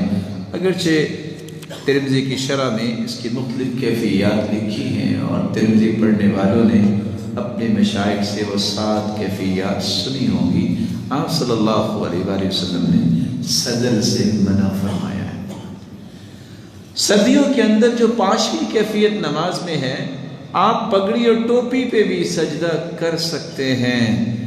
صحابی کہتے ہیں، انس رضی اللہ تعالی عنہ، كنا نصلي مع النبي صلى الله عليه وسلم فيضع أحدنا طرف الثوب من شدة الحر في مكان السجود۔ ہم اللہ کے رسول صلی اللہ علیہ وسلم کے ساتھ نماز پڑھتے، گرمی کی شدت کی وجہ سے ہم میں سے بعض لوگ یہ کیا کرتے کہ سجدے کی جو جگہ ہوتی اس پہ کپڑا رکھ لیتے اور پھر سجدہ کرتے۔ جس طرح گرمی کی شدت اور حدت سے بچنا کپڑے کے ذریعے جائز ہے، تو اس طرح سردی کی شدت اس سے بھی بچنا جائز ہے۔ عبداللہ ابن عباس رضی اللہ تعالی عنہ روایت کرتے ہیں، ان النبی صلی اللہ علیہ وسلم صلی فی ثوب واحد یتقی بفضولہ حر الارض وبردها۔ آپ صلی اللہ علیہ وآلہ وسلم نے ایک کپڑے میں نماز پڑھی، اور اس کے فالتو حصے کو بچھا کر آپ گرمی اور سردی کی شدت سے تحفظ کیا کرتے تھے۔ تو آپ اگر کسی ایسی جگہ نماز پڑھ رہے ہیں، اور شاید کہ آپ کو احساس ہو جائے کچھ لوگ جو سرحدوں کی حفاظت کر رہے ہوتے ہیں، کتنے آج بھی لوگ ہیں جن کو برف کے اوپر نماز پڑھنی پڑتی ہے، اللہ جلال ان کی حفاظت فرمائے۔ جو امت کا درد لے کے مجاہدین میدان میں اترے ہوتے ہیں، یہ ان کو پتہ ہوتا ہے، اور کس کس انداز سے کہاں کہاں انہیں سجدہ دینا پڑتا ہے۔ تو رسول اللہ صلی اللہ علیہ وسلم کے اس عمل مبارک کو سامنے رکھتے ہوئے اگر آپ کے نیچے صف نہیں ہے اور واقعی سخت سردی ہے، تو آپ کوئی کپڑا یا اپنی ٹوپی یا اپنی پگڑی پہ آپ سجدہ کر سکتے ہیں۔ حسن بصری رحمۃ اللہ علیہ فرمایا کرتے تھے، كان القوم يسجدون على العمامة والقلنسوة ويداه في كمه۔ قوم جب نماز پڑھتی تو قلنسوہ، یہاں کسی نے پہنی ہوئی ہے قلنسوہ؟ آپ کے اس میں گرامی موت، آپ ذرا ٹوپی اٹھا کے تھوڑا سا اوپر کیجیے گا تاکہ لوگوں کو تھوڑا سا پتہ چل جائے۔ صرف ٹوپی دکھائیے گا، آپ اس ٹوپی نے صرف اتار کے اس ٹوپی کو تھوڑا سا بڑا کر لینا، تو عربی زبان میں قلنسوہ اس کو کہتے ہیں۔ صحابہ کرام قلنسوہ پہنا کرتے تھے، اور صحیح بخاری میں امام بخاری روایت لے کے آئے ہیں کہ بس اوقات وہ سجدہ کرتے وقت قلنسوہ اتار کے بھی رکھ دیتے، جب اٹھتے تو پھر پکڑ کے اپنے سر پہ رکھ لیتے۔ اور صحابی کہتے ہیں کہ جب بیمار ہوئے صحابی تو اللہ کے رسول نے آواز دی، آؤ بھائی جلدی سے ان کی خبر گیری کے لیے چلیں، تو ہم نے نہ اپنی ٹوپیاں پکڑی نہ ہم نے اپنے موزے پکڑے، ویسے ہی بھاگ پڑے۔ کہ میں نے دو باتیں اس لیے نقل کی ہیں کہ ایک پیغام آپ کی خدمت میں پیش کر دوں۔ نو ڈاؤٹ سر ننگے نماز ہو جاتی ہے، ایک نہیں 13 روایتیں اس بات پہ دلالت کرتی ہیں۔ امام بخاری بار بار روایت لائے ہیں، اور آپ صلی اللہ علیہ وسلم نے ایک ہی کپڑے میں نماز پڑھی ہے، ننگے سر نماز ہو جاتی ہے، اس میں کوئی مسئلہ نہیں۔ لیکن صحابہ کرام کا معمول مبارک عام یہ تھا کہ اپنے سر کو ڈھانپ کے رکھا کرتے تھے۔ اور صحابہ کرام قلنسوہ پہنا کرتے تھے۔ ان اللہ احق من تزین، اللہ زیادہ حق رکھتے ہیں کہ اس کے لیے زینت اختیار کی جائے۔ لیکن آپ نے ٹوپی یا قلنسوہ لینی ہے تو آپ جس طرح لباس اچھا پہنتے ہیں آپ اچھی ٹوپی خرید لیں، وہ عادت مت بنائیں۔ اگر پاکستان کی سرزمین پہ آپ نے دیکھنا ہے کہ سب سے زیادہ وائرس جہاں آیا ہوا ہے وہ دو جگہ ہوتی ہیں، ناراض نہ ہوئیے گا۔ ایک ان ٹوپیوں میں جو دروازے کے باہر رکھی ہوتی ہیں، جن کو پکڑ کے جو ہے وہ نمازی نماز پڑھتا ہے، نہ جانے اس کی حالت کیا ہے۔ اگر تو آپ یہ ٹوپی پہن کے اپنی بارات اور اپنے نکاح پہ جا سکتے ہیں تو ہم بھی آپ کو اجازت دیتے ہیں۔ اگر آپ نے سر کو ڈھانپنا، اچھی ٹوپی لے لیں، اپنے سر پہ رومال رکھ لیں، کوئی کپڑا رکھ لیں۔ آپ صلی اللہ علیہ وسلم نے پگڑی بھی پہنی ہے۔ اور دوسرا سب سے زیادہ جو ہے وہ وائرس جو ہے وہ ہوتا ہے، آپ کبھی گئے کسی ہوٹل میں کھانا کھانے کے لیے تو وہ جو دیتے ہیں نا کہ آپ کیا کھائیں گے، بیچارہ 6 سال کا بوڑھا ہوتا ہے وہ ورقہ، کتنے لوگوں کے ہاتھ لگ چکے ہیں اور ہم اس کو پڑھ بھی رہے ہوتے ہیں اور اسی طرح کھانا بھی کھانا شروع کر دیتے ہیں۔ اپنی صحت کا خیال کیا کریں، اپنی صحت کا خیال کیا کریں۔ ان لنفسک علیک حقا، آپ کے جسم کا بھی حق ہے اپنے آپ کو حفاظت میں لے جانا، یہ ایک عقل مند انسان کی ذمہ داری ہے۔ تو آپ صلی اللہ علیہ وآلہ وسلم کے صحابہ کا یہ معمول تھا، ہمیں بھی اپنے سر کو ڈھانپنے کا معمول بنانا چاہیے۔ بارش اور سردی، سردیوں میں بارش بھی ہوتی ہے۔ کتنی خوبصورت بات ہے اسلام کی کہ جب سردی ہو، بارش ہو تو اعلان ہو جاتا الا صلوا فی الرحال، لوگوں اپنے گھروں میں نماز پڑھو۔ بارش آ جاتی، آپ نمازوں کو جمع کر لیتے، آسانی ہے اسلام۔ جمع رسول اللہ صلی اللہ علیہ وسلم من غیر سفر ولا مطر ولا مرض، نہ بیماری تھی، نہ سفر تھا، نہ بارش تھی، آپ نے پھر بھی جمع کی نماز۔ اس سے پتہ چلا بارش ہوگی پھر بھی جمع کر سکتے، بیماری ہوگی تب بھی جمع کر سکتے، اور اگر تیسرا سفر میں بھی جمع ہوگی، بارش میں بھی جمع ہوگی، اور تیسرا بیماری میں بھی جمع ہوگی۔ اور آپ صلی اللہ علیہ وسلم نے بیانی جواز کے لیے کوئی بھی عذر نہیں تھا، آپ نے جمع کی ہے۔ تو سردیوں میں آپ دیکھتے ہیں کہ اگر اس حالت میں سردی پہنچ گئی ہے تو کچھ چیز نظر نہیں آتی، تو آپ کے لیے گنجائش ہے کہ آپ حدیث کے جو آخری الفاظ میں آپ کی خدمت میں پیش کرنا چاہتا ہوں، فی اللیلۃ الباردہ او المطیرۃ فی السفر، ٹھنڈی رات یا بارش والی رات، وہاں نماز کو جمع کیا جا سکتا ہے، اور یہ صحیح بخاری کی روایت ہے۔ رسول اللہ صلی اللہ علیہ وآلہ وسلم نے ایک اور رہنمائی دی ہے، اور یہ فتویٰ میں آپ سے پوچھ کے پھر ذکر کرتا ہوں کہ یہ بستر پہ نماز پڑھ سکتے ہیں؟ بولے ماشاءاللہ، کہتے ہیں پڑھ سکتے ہیں، پڑھ سکتے ہیں بستر پہ نماز؟ نہیں، جو بیمار نہ ہو وہ پڑھ سکتے ہیں۔ رسول اللہ صلی اللہ علیہ وآلہ وسلم کے صحابی بیان کر رہے ہیں، اگر بستر صاف ستھرا ہو، جس کو فراش کہتے ہیں، جو بچھایا ہوتا ہے، صلی انس علی فراشی، صحیح بخاری میں امام بخاری روایت لے کے آئے ہیں، انس رضی اللہ تعالی عنہ نے اپنے بچھونے یا بستر پر نماز پڑھی۔ جب آپ بیمار ہیں آپ پڑھ سکتے ہیں، جس طرح آپ کھڑے ہو کے نماز پڑھ سکتے ہیں، بیٹھ کے بھی پڑھ سکتے ہیں، جس طرح آپ بیٹھ کے پڑھ سکتے ہیں، ہمت نہیں ہے تو آپ لیٹ کے بھی پڑھ سکتے ہیں، آپ لیٹے لیٹے نہیں پڑھ سکتے، کروٹ کے بل ہو کے پڑھ سکتے ہیں، کچھ بھی ہمت نہیں ہے فَأَوْمِ ایمان، آپ اشارہ کر کے پڑھ لیں، اجر و ثواب آپ کو پورا ہی نصیب ہوگا۔ لیکن اگر آپ صحت مند ہیں اور آپ بیٹھ کے نماز پڑھیں گے تو پھر آپ کو آدھی نماز کا ثواب ملے گا، یہ بات یاد رکھیے گا۔ ہم مغرب کی نماز پڑھتے ہیں 3 فرض اور 2 سنتیں، کچھ لوگ کیا کرتے ہیں، کتنی رکعتیں پڑھتے ہیں، یہ پڑھنے کے بعد 2 بیٹھ کے پڑھتے ہیں، میری تو سمجھ میں آج تک نہیں آیا کیوں ایسا کرتے ہیں. اور ماشاءاللہ طاقت ان میں کتنی ہوتی ہے، میرے جیسے 4 بھی ہوں تو مقابلہ نہیں کر سکتے. اور حدیث کہتی ہے صلاۃ الرجل قاعدا نصف صلاۃ الرجل قائما، جو بیٹھ کے نماز پڑھتا ہے، کھڑے ہو کے جو نماز پڑھتا ہے، اس سے آدھی نماز کا اسے ثواب ملتا ہے. لیکن اگر بیمار ہے اور اسے کھڑا نہیں ہوا جا رہا تو آپ نے فرمایا صلی قائما فإن لم تستطع فقاعدا فإن لم تستطع فعلى جنب وفي رواية أخرى فأومئ ماء. عمران ابن حسین رضی اللہ تعالی عنہ سے کہا جن کو 30 سال تک پائلز کی بیماری رہی. کتنے سال تک؟ کیسی خطرناک بیماری ہے، خونی بواسیر کی بیماری، اور ان سے حرکت نہیں ہوتی تھی.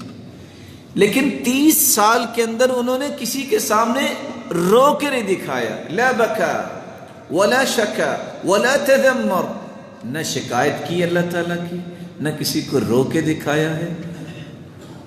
لیکن حالت یہ تھی، یہ واحد صحابی ہیں عمران بن حسین، یہ تہجد پھر بھی نہیں چھوڑی.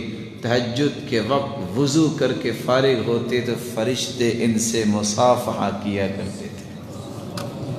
کون سے صحابی ہیں؟ عمران بن حسین. لکھنے والے لکھتے ہیں کہ ان کا رنگ کالا تھا اور ان کو اللہ تعالیٰ نے بیوی خوبصورت دی تھی، اور یہ کہا کرتے تھے کہ اللہ نے ہم دونوں کو جنت دینی ہے. بھلا کیسے؟ مجھے شکر پہ جنت مل جانی ہے اور آپ کو صبر پہ جنت مل جانی ہے. یہ الگ بات ہے کہ آج کوئی بھی یہ نہیں سوچتا. تو اللہ عز و جلال نے کتنا مقام دیا اس اپنے بندے کو کہ فرشتے ان سے مصافحہ کیا کرتے. اور صحیح بخاری کی روایت یاد رکھیے گا، رسول اللہ صلی اللہ علیہ وآلہ وسلم نے فرمایا تھا کہ جب بندہ بیمار ہو جاتا ہے تو اللہ فرماتے ہیں یا ملائکتی انا قیدت عبدی بقید من قیودی، میرے فرشتوں میں نے اپنے بندے کو بیماری کی کڑیاں لگا دی ہیں، میں نے اپنے بندے کو کڑیاں لگا دی ہیں بیماری کی. یہ سفر میں نکلا ہے تو سفر میں بھی یہ اتنا خشوع اختیار نہیں کر سکتا، نہ بیماری میں اتنا خشوع خضوع ہو سکتا ہے. لیکن اجر کون سا لکھیے گا؟ ما كان يعمل مقيما صحيحا، میرے فرشتوں بیماری اور سفر میں جو یہ نماز پڑھے گا اجر وہ لکھنا جو اس نے صحت کی حالت میں خوبصورت نماز پڑھی. لیکن اس کے لیے شرط تو ہے نا کہ خوبصورت پڑھی ہو، صحت کی حالت میں پڑھی ہوگی تو اجر وہ لکھا جائے گا. اللہ ہم سب کو توفیق سے نوازے. رسول اللہ صلی اللہ علیہ وآلہ وسلم کی ایک اور رہنمائی، آپ دیکھتے ہیں کہ جب سردی آتی ہے تو ہمیں ہیٹر استعمال کرنا پڑتا ہے. کرتے ہیں کہ نہیں کرتے آپ؟ تو کیا آگ کے سامنے ہیٹر پڑا ہو تو نماز پڑھنا جائز ہے؟ ہاں جی جائز ہے. آگ کو سجدہ، آپ تو اچھے بڑے مفتی بن گئے. کیوں جی؟ ہیٹر سامنے ہے تو نماز پڑھنا جائز ہے. کس کو سجدہ ہوگا؟ آگ کو سجدہ ہوگا نا. رسول اللہ صلی اللہ علیہ وآلہ وسلم نے کیا رہنمائی دی ہے اس کو سنیے. سیدنا حسن بصری رحمۃ اللہ علیہ کہا کرتے تھے انہ کرہ الصلاۃ الی التنور وقال بیت نار. تنور کی آگ جب نکل رہی ہے اور قبلہ رخ ہے وہ تنور، تو اس کی طرف نماز پڑھنے کو وہ پسند نہیں کیا کرتے تھے اور کہا کرتے تھے یہ آتش کدہ ہے. تو آگ کی طرف اس طرح نماز پڑھنا ان کے نزدیک درست نہیں تھا. لیکن رسول اللہ صلی اللہ علیہ وآلہ وسلم کا عمل ہمیں بتاتا ہے اگر آپ کے سامنے ہیٹر بھی ہے تو آپ نماز پڑھ سکتے ہیں. حدیث کے الفاظ ہیں صحیح بخاری کے، اریت النار فلم ار منظرا کالیوم قط افظع، میں نماز پڑھ رہا تھا مجھے جہنم کی آگ دکھائی گئی. اور صحابی تو کہتے ہیں کہ آپ صلی اللہ علیہ وسلم نماز پڑھتے پڑھتے آپ نے پھونکیں ماری.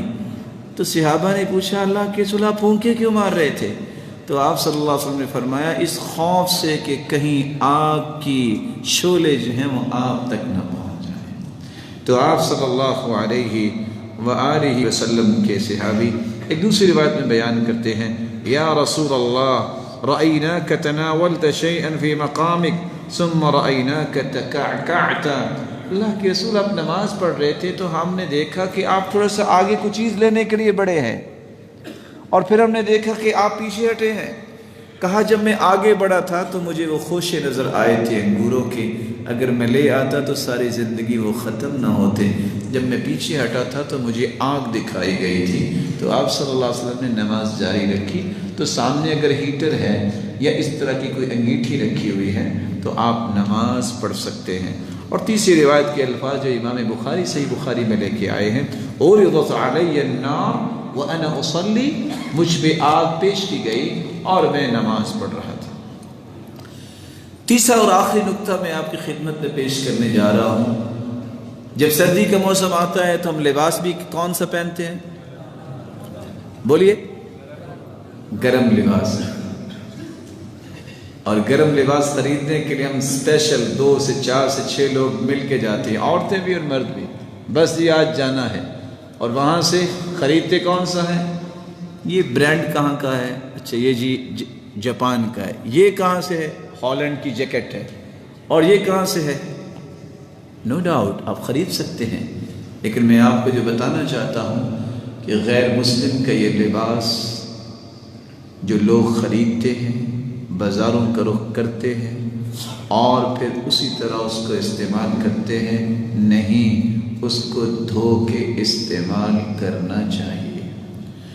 اور دوسری بات، بسا اوقات اب سردیوں میں ایسے لباس بچوں کو بھی پہناتے ہیں جن میں تصویریں بنی ہوتی ہیں، صلیب بنی ہوتی ہے، اور نہ جانے کس طرح کی پکچرز بنی ہوتی ہے کہ دیکھنے والے کو شرم آ رہی ہوتی ہے۔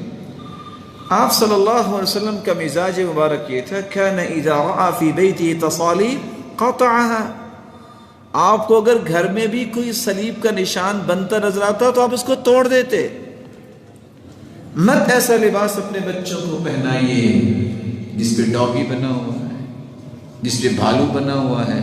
لیکن آج کہیں کیا کہ آج کہتے ہیں کہ بھالو جب تک وہ ساتھ نہیں سلاتے تو بچے کو تو نیند نہیں آتی، یہ بڑا بن کے کیا بنے گا، کیسی اس کی عادتیں ہوں گی۔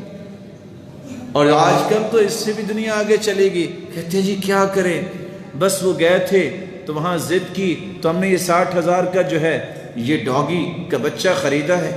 60,000 کا کس لیے؟ بس جی بچہ ضد کرتا تھا۔ بچے تو ضد کرتے ہی ہوتے ہیں، بچوں کا تو کام ہی یہ ہے، تو آپ بھی بچے ہیں 60 سال کے کیا؟ وہ ایک شخص کہنے لگا نا کہ بچے تو بڑی ضد کرتے ہیں، مانتے نہیں۔ دوسرا کہتا کیوں نہیں مانتے؟ 2 لگائی ہوں تو مانتے، کیوں نہیں مانتے؟ کہتا نہیں مانتے، ان کی ضد پوری نہیں ہو سکتی۔ کہتا اچھا تم بچہ بن کے دکھاؤ مجھے۔ اس نے بیٹھے بیٹھے بچے کا روپ ڈھال لیا اور کہتا ہے کہ مجھے پانی دو، اس نے پانی دیا۔ اس نے کہا اس میں چینی ڈالو، اس نے چینی ڈال دی۔ کہتا اب اس کو نکالو، کون نکالے گا؟ تو بچوں کی خواہشات تو ایسی ہیں جو پوری نہیں کی جا سکتی، ان کی خواہشات کو رخ دیجئے۔ رخ کیسا دیجئے؟ کو نفرت دلائیے۔ من اقتنى كلبا الا كلب صيد او ماشية فكأنما نقص من اجره قيراطان، جو شوق کی بنیاد پہ کتا گھر میں رکھتا ہے، ایک تو رحمت کے فرشتے اس گھر میں نہیں آتے، دوسرا ہر روز 2 احد پہاڑ جتنی نیکیاں ضائع ہو جاتی ہیں۔ کتنی نیکیاں ضائع ہوتی ہیں؟ پہلے یہ طے کریں نا 2 احد پہاڑ جتنی نیکیاں ہیں کس کے پاس، یہ تو مائنس میں ہی جائے گا نا۔ اس لیے اس طرح کی خواہشات بچوں کی مت پوری کیجیے۔ آپ اپنے بچوں کے دشمن ہیں اگر آپ اس طرح کی خواہشات پوری کرتے ہیں، آپ ان سے پیار نہیں کرتے ہیں۔ پیار یہ ہے کہ ان کو جنت کی راہ دکھائیں۔ کس طرح انس رضی اللہ تعالیٰ عنہ کے سامنے بچہ آیا تو کہتے مرحبا بابنی، خوش آمدید بیٹے، لیکن ساتھ ہی دیکھا کہ اس نے ریشم کا لباس پہنا، بچہ ہے، اور ہم پرواہ نہیں کرتے کہ بچہ ہے جی بس کیا کہنا ہے۔ تو انہوں نے کیا کیا؟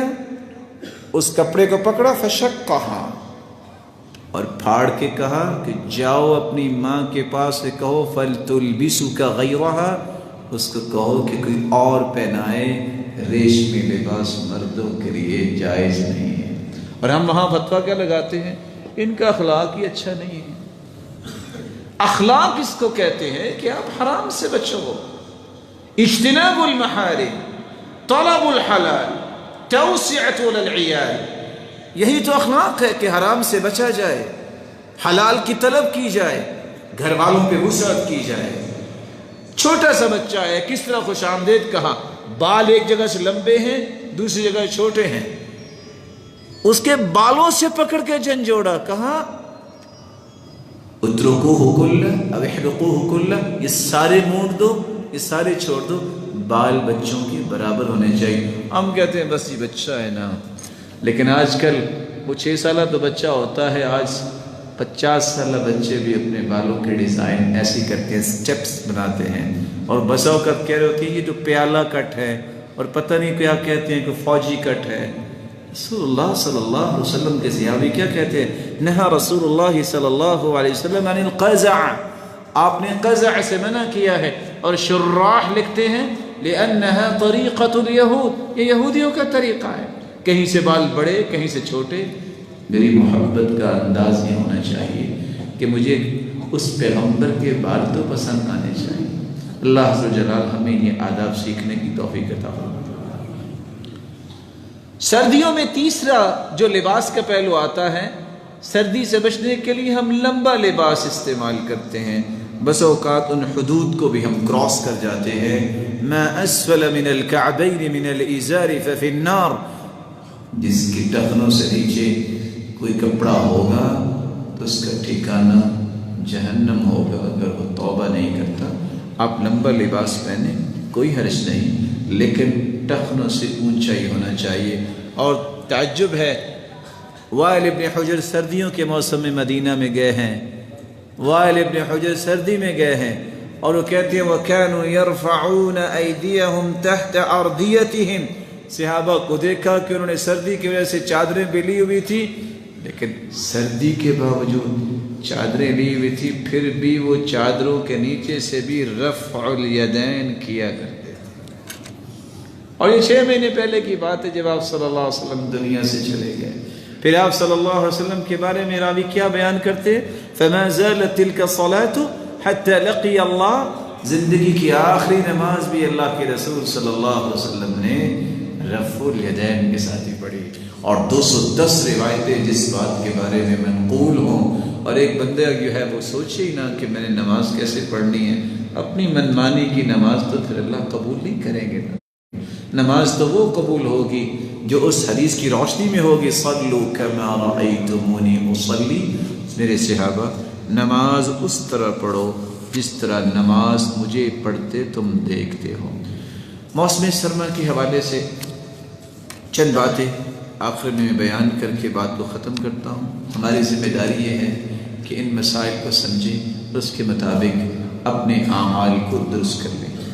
دوسرا، ہماری ذمہ داری یہ ہے کہ ہم اپنی صحت کا خیال کرتے ہوئے اس موسم کو گزارے، جیسا کہ سیدنا عمر جب بھی سردی آتی تو اپنے ساتھیوں کو جمع کر کے باقاعدہ تلقین کرتے کہ سردی جب شروع ہوتی ہے، جب ایک مرتبہ جسم میں چلی جائے تو پھر یہ بیماری کی شکل اختیار کر لیتی ہے، تو ابتدا میں اپنی آپ کی حفاظت کرنی چاہیے۔ تیسری ہماری ذمہ داری یہ ہے کہ کچھ بھی ہو جائے کسی موسم کے بارے میں اپنے کومنٹس جاری نہ کریں۔ اور آپ دیکھیں گے ابھی چینلز پہ 2-2 گھنٹے ہر روز 4-4 گھنٹے بحث ہوگی کہ آج دھند ہے، اور آج جو ہے سموک ہے، اور آج یہ ہے، اور بحث کس بات پہ ہو رہی ہوگی؟ اللہ تعالیٰ کے نظام پہ۔ کسی مسلمان کے لیے جائز نہیں ہے کہ رب تعالیٰ کے نظام پہ کوئی بحث کرے، بلکہ اللہ کا شکر ادا کرے اور اللہ عز و جلال نے جو دین میں آسانیاں دی ہیں اس کو قبول کرے۔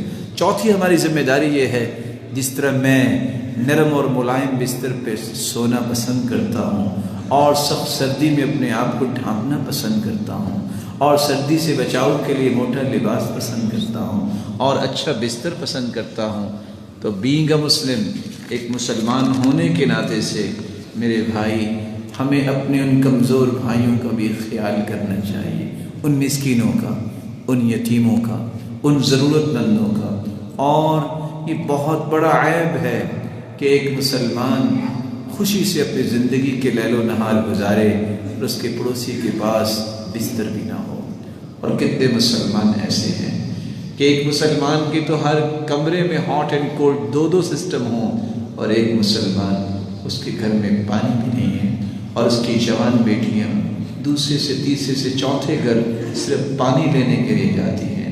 یہ بہت بڑا عیب ہے مسلمانوں پر اگر اس طرح کا ماحول کسی جگہ موجود ہے۔ اللہ عز و جلال ہمیں اس بات کی توفیق عطا فرمائے کہ ہم ان ضرورتوں کا خیال رکھیں۔ حدیث سنیے، ایما مؤمن سقا مؤمنا، جو مسلمان کسی کو پانی پلاتا ہے، کسی مومن کو، شربتا علی ظما، پیاسے کو پانی پلا دیا، سقاہ اللہ یوم القیامہ من الرحیق المختوم، اللہ اسے رحیق المختوم کی شراب پلائیں گے۔ وَأَيُّمَا مُؤْمِنٍ أَطْعَمَ مُؤْمِنًا عَلَى جُوعٍ أَطْعَمَهُ اللَّهُ مِنْ ثِمَارِ الْجَنَّةِ، جو کسی بھوکے کو کھانا کھلا دیتا ہے اللہ اس کے بدلے جنتی کھانے کھلائیں گے۔ وَأَيُّمَا مُؤْمِنٍ كَسَى مُؤْمِنًا ثَوْبًا، اور اگر کوئی مومن کسی کو لباس پہنا دیتا ہے، عَلَى عُرْيٍ، اس کے پاس لباس نہیں ہے، كَسَاهُ اللَّهُ مِنْ خُضَرِ الْجَنَّةِ، اللہ ذوالجلال جنت کے سبز لباس اسے پہنائیں گے۔ اس کا ایک چھوٹا سا طریقہ میں آپ کی خدمت میں پیش کر دیتا ہوں، کبھی شاید کسی کو وقت مل جائے۔ کس کس کے پاس موٹر سائیکل ہے؟ ہاتھ کھڑا کرے ذرا۔ آپ کی ضبط تو نہیں ہو جائیں گی، آپ تو ڈر گئے سارے۔ کبھی گاڑی اور موٹر سائیکل دھلا کے ہم نکلتے ہیں نا، کہ پتہ چلے کہ شادی پہ جا رہا ہوں، میرے پاس بھی موٹر سائیکل ہے، میرے پاس بھی گاڑی ہے۔ اگر اللہ نے کسی کو مال دیا ہے تو اس گاڑی کو دھلاؤ، اور اس کی جو شنطہ ہے اس کو 10 سے 20 سوٹوں سے بھرو، اور ذرا چکر لگاؤ دیہاتوں میں، شہروں میں۔ کوئی بوڑھا ملے گا، کوئی نادار ملے گا، رکو، سلام پیش کرو، اور اس سے کہو کہ یہ میری طرف سے آپ کے لیے تحفہ ہے سردی کا۔ چادر، لباس، ساکس، جرابیں، موزے، جیکٹ، مختلف چیزیں، اور اگر لباس اس طرح نہیں آپ سلا کے بھی دے سکتے ہیں، نہیں تو ساتھ اس کی خدمت میں پیش کرو کہ اس کی سلائی بھی ہے۔ دیکھنا پھر اس کے بعد اللہ تعالیٰ آپ پہ رحمتیں کیسے کرتے ہیں۔ یہ احساس اور شعور معاشرے میں پیدا ہونا چاہیے۔ اس سردی کے موسم میں مسلمانوں کا خیال کرنا یہ بھی ہماری ذمہ داری ہے۔ رسول اللہ صلی اللہ علیہ وآلہ وسلم کا فرمان آپ سن چکے ہیں، بالکل پریشان نہ ہوں، آپ وضو مکمل کریں، اور جو آسانی شریعت نے دی ہے اس کو آپ قبول کر لیں۔ اور میں آپ کی خدمت میں پیش کرنا چاہوں گا، سچی بات یہ ہے، ہو سکتا ہے یہ میری رائے ہو، لیکن سردیوں میں بندہ سوتا ہے، سو سو کے تھک کی جاتا ہے، کیونکہ ایسا ہے کہ نہیں ہے؟ کتنے گھنٹے ہوتے ہیں؟ 7:30 عشاء کی نماز ہو جاتی ہے، کہاں جا کے 5 بجے کے بعد جو 5:30 اذان ہوتی ہے، اتنے گھنٹے سو سو کے تھک جاتا ہے۔ اپنی عادت بناؤ، اللہ کی قسم سردیوں کی راتیں ہیں بڑی محبوب۔ آرام سے انسان 3 بجے اٹھ جائے، خوبصورت طریقے سے وضو کر کے آرام سے پارا 2 پاڑے تو بات ہی کوئی نہیں ہے، وہ بندہ پڑھ سکتا ہے، دعا کرے، استغفار کریں، وبالاسحار هم يستغفرون۔ اور مجھے وہ وقت یاد ہے، اور آج بھی اللہ کے فضل سے یہ چیزیں موجود ہیں کہ یہاں ایسے بھی نوجوان بیٹھے ہیں جو یہ بات جانتے ہیں کہ ان کا سبق جو قرآن مجید کا ہے وہ صبح کی نماز سے پہلے سنا جاتا ہے، اور یہ وہ سہانا وقت ہے جب اللہ ذوالجلال پہلے آسمان پہ نزول فرماتے جیسے اس کی شان کو لائق ہے۔ اس وقت کی بات منوانا بہت آسان ہے۔ آپ جو سارا دن اپنے آپ کو کھپائیں گے، ذرا ہاتھ اٹھا لیں، اور اللہ ذوالجلال تو خود آوازیں دیتے ہیں، حل من مستغفر، کوئی ہے گناہوں کی معافی طلب کرنے والا، حل من مسترزق، کوئی ہے رزق کا متلاشی۔ عادت بنائیے، تہجد کی عادت بنائیے، اور تہجد میں اللہ تعالیٰ نے آسانیاں کتنی دی ہیں۔ ما زاد رسول الله صلى الله عليه وسلم في رمضان ولا في غير رمضان على 11 ركعة. 11 رکعتیں آپ رمضان اور غیر رمضان میں پڑھتے تھے. معمول بنائیے. نہیں آپ 5 پارے پڑھ سکتے، 2 پارے پڑھ سکتے، پارہ نہیں پڑھ سکتے. میرے بھائی آپ کو قل هو اللہ یاد ہے، وہی پڑھ لیا کریں معمول بنانے. وَكَانَ يَقُومُ فِي أَوَّلِ اللَّيْلِ وَفِي آخِرِهِ وَفِي وَسَطِهِ. آپ تہجد رات کے شروع حصے میں بھی پڑھتے، آخری حصے میں بھی پڑھتے اور درمیان میں بھی پڑھتے. آپ دیکھتے ہیں کہ میں ٹھیک نہیں ہوں، تھکا ہوا ہوں، سفر سے آیا ہوں، آپ سونے سے پہلے 8 رکعتیں پڑھ لیں. آپ اس نیت کے ساتھ سو گئے ہیں کہ میں نے تہجد پڑھنی ہے. من اتى فراشه وهو ينوي ان يقوم يصلي من الليل فغلبت عيناه حتى اصبح كتب له ما نوى. آپ نیت کر کے سو گئے ہیں اور صبح تک بیداری نہیں ہوئی. اللہ نیت کے مطابق ہی تہجد لکھوا دیتے اور نیند کو بھی صدقہ بنوا دیتے. آپ نہیں رات کو پڑھ سکے. من نام عن حزبه او شيء من ذلك.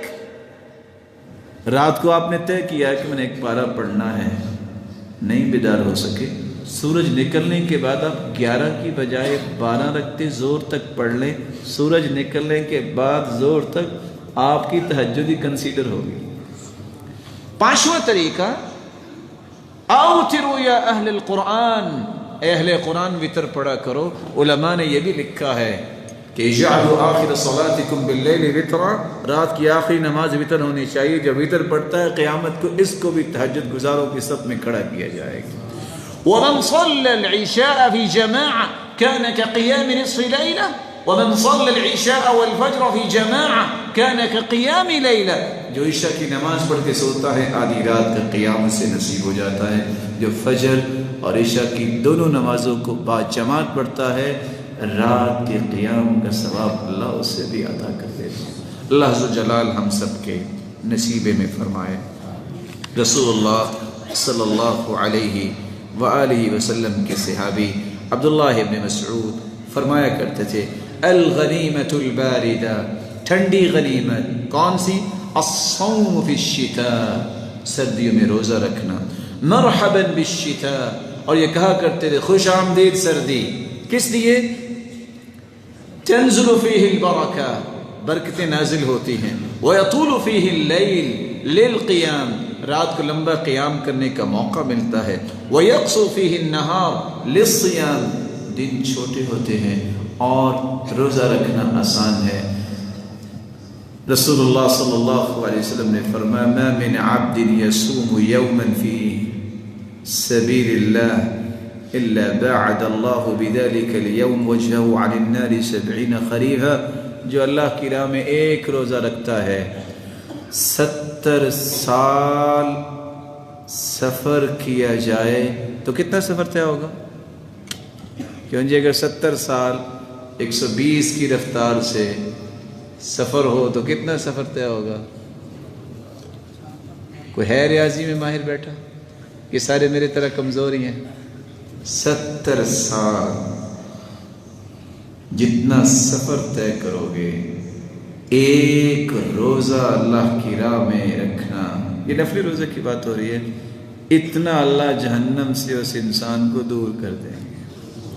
موقع ہے روزے رکھنے کا. اور خصوصاً میں دعوت دوں گا ان اپنے پیارے بھائیوں کو جو نیکی کی خواہش تو رکھتے ہیں لیکن پریشان ہو جاتے ہیں. کہتے ہیں بڑی کوشش کی ہے دل صاف نہیں ہوتا. آپ صلی اللہ علیہ وسلم نے فرمایا تھا ایام 20 کے روزے رکھیے 13 14 اور 15 چاند کی.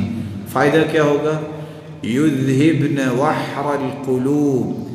دلوں کے اندر سے حسد اور بغض اور عناد قرید کے یہ 3 روزے نکال دیتے ہیں.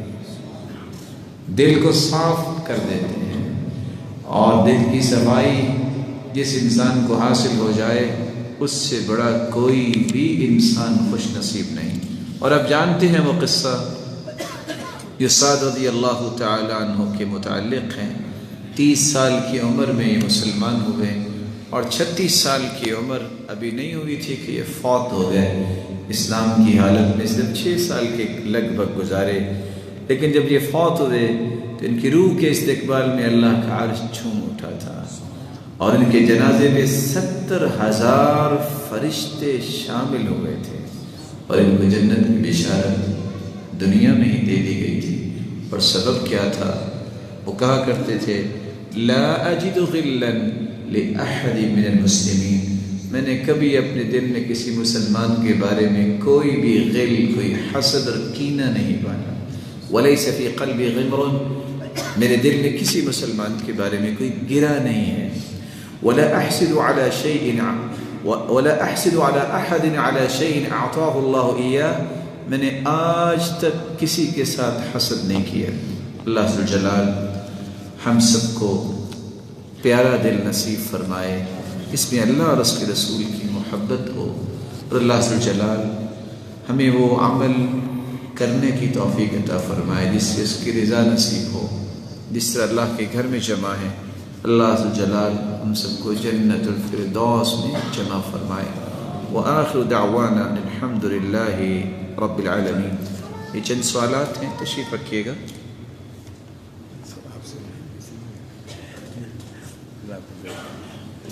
کیا دونوں ہاتھوں سے سلام کرنا جائز ہے؟ رسول اللہ صلی اللہ علیہ وسلم کا فرمان جو شیخ مکرم نے پیش کیا تھا، جی تلخیص الحبیر کا حوالہ میں لکھوا دیتا ہوں، جی انشاءاللہ۔ کیا دونوں ہاتھوں سے سلام لینا جائز ہے؟ جو روایت آپ صلی اللہ علیہ وسلم کی شیخ مکرم ڈاکٹر پروفیسر عبدالباسط صاحب نے پیش کی تھی کہ اذا لقی الرجل اخاہ اینحنی لہ، اللہ کے رسول کیا کوئی شخص اپنے بھائی کو ملے تو جھکے؟ قال لا، نہیں۔ قال فیلتزمہ ویقبلہ، کیا چمٹ جائے اور چمکارنے لگ جائے؟ قال لا، نہیں۔ قال فیأخذ بیدہ فیصافحہ، کیا اس کے ایک ہاتھ سے پکڑے اور مصافحہ کرے؟ قال نعم، جی ہاں۔ تو مصافحہ کا طریقہ ہے وَكَانَ يُصَافِحُ بِيَدِهِ۔ دوسری روایت کے الفاظ ہیں کہ آپ صلی اللہ علیہ وآلہ وسلم ایک ہاتھ سے مصافحہ کیا کرتے تھے۔ کچھ لوگوں کا کہنا ہے، اور وہ کیا کہتے ہیں، دیکھیں جی صحیح بخاری میں روایت آئی ہے، کیا روایت آئی ہے کہ عبداللہ بن مسعود رضی اللہ تعالیٰ عنہ کو اللہ کے رسول نے تشہد سکھایا تو دونوں ہاتھوں سے مصافحہ کر کے سکھایا، اور روایت کیا ہے وَكَفِّي بَيْنَ كَفَّيْ، عبداللہ بن مسعود فرماتے ہیں کہ میرا ہاتھ آپ صلی اللہ علیہ وسلم کے دونوں ہاتھوں کے درمیان تھا۔ اور امام بخاری اس حدیث سے پہلے روایت پہ لے کے آئے ہیں صافح عبداللہ بن مبارک، عبداللہ بن مبارک کا فعل بھی لے کے آئے ہیں کہ انہوں نے دونوں ہاتھوں سے مصافحہ کیا۔ تو کیا ان دونوں باتوں کو سامنے رکھتے ہوئے ہم دو ہاتھوں سے مصافحہ کریں گے؟ آپ صلی اللہ علیہ وآلہ وسلم کا طریقہ مبارک ایک ہاتھ سے مصافحہ کرنا ہے۔ عبداللہ بن مسعود رضی اللہ تعالی عنہ کو جو یہ کیفیت حدیث میں آئی ہے لشدت التنبہ کما ذکر ذلك ابن حجر فی الفتح، کہ ابن حجر اسقلانی لکھتے ہیں اور باقاعدہ روایات لے کے آئے ہیں کہ عبداللہ ابن مسعود کا ہاتھ پکڑا تھا تاکہ شدت تنبہ ان کو متنبہ کرنے کے لیے کہ وہ تشہد سکھا رہے تھے، اس کو یاد کروانے کے لیے۔ اور یاد رکھیے گا عبداللہ بن مسعود رضی اللہ تعالیٰ عنہ سے آگے روایت جو چلی ہے اس میں بھی ایسے ہے کہ جب میرے استاد نے تشہد سکھایا تو میرا ہاتھ میرے استاد کے دونوں ہاتھوں کے درمیان تھا۔ وہ کہتے ہیں جب میرے استاد نے مجھے سکھایا تو میرا ہاتھ میرے استاد کے دونوں ہاتھوں کے درمیان تھا۔ وہ کہتے ہیں میرے استاد جب عبداللہ بن مسعود نے مجھے تشہد سکھایا تو میرا ہاتھ عبداللہ بن مسعود کے دونوں ہاتھوں کے درمیان تھا۔ اور عبداللہ بن مسعود کہتے ہیں علمنی رسول اللہ صلی اللہ علیہ وسلم التشہد وکفی بین کفی، جب اللہ کے رسول نے مجھے تشہد سکھایا تو میرا ہاتھ بھی اللہ کے رسول کے دونوں ہاتھوں کے درمیان تھا۔ یہاں رک کے میں صرف آپ کے سمجھانے کے لیے دو باتیں پیش کروں گا۔ جب ہم مصافحہ کرتے ہیں یہاں کیا ہے، عبداللہ بن مسعود کا ایک ہاتھ ایک ہتھیلی اور اللہ کے رسول کے بولے، لیکن ہم کیا کرتے ہیں جب دوسرے سے سلام لیں تو ہم دونوں ہاتھ لے کے جاتے ہیں کہ یہ ہمارے پیر صاحب ہیں، یہ ہمارے بڑے ہیں۔ وہاں کیا ہے، دو ہاتھ کس کے تھے؟ اور آپ جانتے ہیں کہ لکھنے والے لکھتے ہیں کہ فلاں شخص، میں نام نہیں لینا چاہوں گا، وہ جب مدینہ پاک میں زیارت پہ گیا نا تو قبر مبارک پہ پہنچا تو اللہ کے حضور گڑ گڑا کے دعائیں کی، تو اللہ کے رسول نے قبر سے ہاتھ نکالا اور 90,000 لوگوں نے وہاں سلام کیا۔ میں سوچتا ہوں جب انسان دین سے دور ہوتا ہے تو اس کی عقل کام کرنا چھوڑ جاتی ہے۔ یہ لکھنے والا وہ ہے جس کا منہج اور عقیدہ ہے کہ 2 ہاتھوں سے سلام لے۔ یہاں اللہ کے رسول نے کتنے ہاتھ نکالے؟ اگر اس کی بات مان بھی لیں تو کتنے ہاتھ نکالے؟ کمال کا کیلکولیٹر ہے کہ جس نے 90,000 ہی کاؤنٹ کیے ہیں، نہ ایک زیادہ نہ ایک کم، اور مسجد نبوی کے حجرہ کے قریب اس وقت 90,000 آئے کہاں سے؟ جن کی بنیاد جھوٹ پہ ہو کبھی بھی وہ دین کا صحیح کام نہیں کر سکتے۔ اللہ سے دعا کیجئے اللہ ذو الجلال ہمیں سچا اور سچا دین پڑھنے، پڑھانے اور سننے اور سنانے کی توفیق عطا فرمائے۔ امام کس کو ہونا چاہیے؟ اللہ کے رسول کا فرمان ہے اقرأکم لکتاب اللہ، جو قرآن کا زیادہ جو ہے وہ سمجھ رکھنے والا اور اچھا پڑھنے والا ہے اس کو امام ہونا چاہیے۔ آپ صلی اللہ علیہ وسلم کے بال کیسے تھے؟ آپ صلی اللہ علیہ وسلم کے بال 3 طرح کے تھے، لمہ، جمہ اور وفرہ، کندھوں کے برابر، کانوں کی لو کے برابر، ان دونوں کے درمیان۔ اور آپ صلی اللہ علیہ وسلم مانگ نکالا کرتے تھے دائیں اور بائیں، جیسے کہ سیدہ عائشہ فرماتی ہیں صدعت من یافوخہ وارسل ناصیتہ بین عینی، جب میں آپ صلی اللہ علیہ وسلم کے بالوں میں کنگھی کیا کرتی تو میں کنگھی آپ کی ناک مبارک کے درمیان سامنے سے داخل کرتی، آدھے بال دائیں طرف کر دیتی اور آدھے بال بائیں طرف کر دیتی۔ یہ سوال تو نہیں ہے، تو گزارش ہے، نماز میں انشاءاللہ تلاوت ہوگی اللہ کے فضل سے۔ کچھ لوگ کہتے ہیں کہ واقعہ معراج پر سدرۃ المنتہا جبریل نے نبی کو کہا کہ آگے میرے پر سڑتے ہیں، یہ کون سی اردو ہے جی؟ اگر ایسا ہے تو پھر نبی نے جنت میں سوال کس سے کیا تھا کہ یہ کس کے پروں کی آواز آ رہی ہے؟ نہیں میرے محترم، یہ سارے کا سارا قصہ من گھڑت ہے۔ رسول اللہ صلی اللہ علیہ وسلم نے 2 مرتبہ جبریل کو اصلی شکل میں دیکھا ہے، ایک مرتبہ سدرۃ المنتہا پہ، اور ایک مرتبہ جب وحی کا آغاز ہوا تھا تو سورۃ المدثر جب نازل ہوئی ہے تو آپ اجیاد پہ جا رہے تھے تو اچانک سے آواز آئی ہے محمد صلی اللہ علیہ وسلم، تو اللہ کے رسول فرماتے فالتفت یمنۃ، میں نے دائیں دیکھا کچھ نظر نہیں آیا، فالتفت یسرۃ، میں نے بائیں دیکھا تو کچھ نظر نہیں آیا، فاذا رفعت بصری، جب میں نے اوپر دیکھا فاذا هو جالس علی الکرسی له 600 جناح، میں نے دیکھا کہ جبریل کرسی پہ بیٹھے تھے، اس کے 600 پر تھے اور پورا آسمان اس نے بھرا ہوا تھا۔ تو آپ صلی اللہ علیہ وسلم نے 2 مرتبہ جبریل امین کو اصلی شکل میں دیکھا، اور یہ کہنا کہ جبریل کہتے تھے کہ میرے پر جلتے تھے، یہ سارے کے سارے قصے ہیں۔ انسان کو قرآن و حدیث پڑھنا چاہیے، اور میں آپ کی خدمت میں گزارش کروں گا، صحیح بخاری کا آسان ترجمہ ہو چکا ہے، دارالسلام جائیں اور صحیح بخاری کا ترجمہ خریدیں اور اپنے گھر رکھیں، آپ کو کبھی ٹینشن نہیں ہوگی، جو بھی کوئی من گھڑت قصہ بیان کرے گا آپ کے پاس صحیح قصہ موجود ہوگا۔ رسول اللہ صلی اللہ علیہ وآلہ وسلم نے کوئی ایسی بات نہیں کہی، اور اللہ ہدایت دے ان کو جو کہتے ہیں کہ ایک مقام آیا جہاں سرتاج ملائک پہنچے، وہاں سرتاج رسل پہنچے اور سرتاج ملائک پچھلے قدموں پیچھے ہٹے، دروازہ کھلا، اور پھر کیا ہوا؟ ہکے ہکے ہکے، جو ہک نو ڈوں آکھے وہ کافر تے مشرک کے۔ یہ ان ظالموں اور فکری گماشتوں کی بات ہے جنہوں نے دین کو بگاڑنے میں کوئی کسر نہیں چھوڑی، اور اللہ عز و جلال کے اوپر یہ الزام ہے، تہمت ہے، اور دین کا بگڑا ہوا چہرہ پیش کرنے والے ہیں۔ اللہ ایسے لوگوں کی شر سے مسلمانوں کو محفوظ فرمائے، ان کو ہدایت نصیب فرمائے، وگرنہ ان سے مسلمانوں کی جان چھڑائے جو توحید پہ چھری چلاتے وقت بھی نہیں سوچتے اور محمد مصطفیٰ کی عظمت کا کبھی خیال نہیں رکھتے۔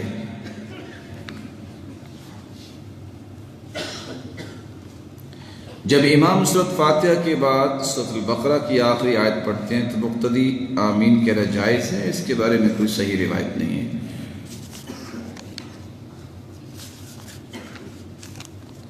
حویلی میں کتا رکھنا جائز ہے کہ نہیں؟ آپ نے سنا تو ہے نا، جانوروں کی رکھوالی کے لیے یہ شکاری کتا، اس کے بارے میں تو اجازت ہے نا۔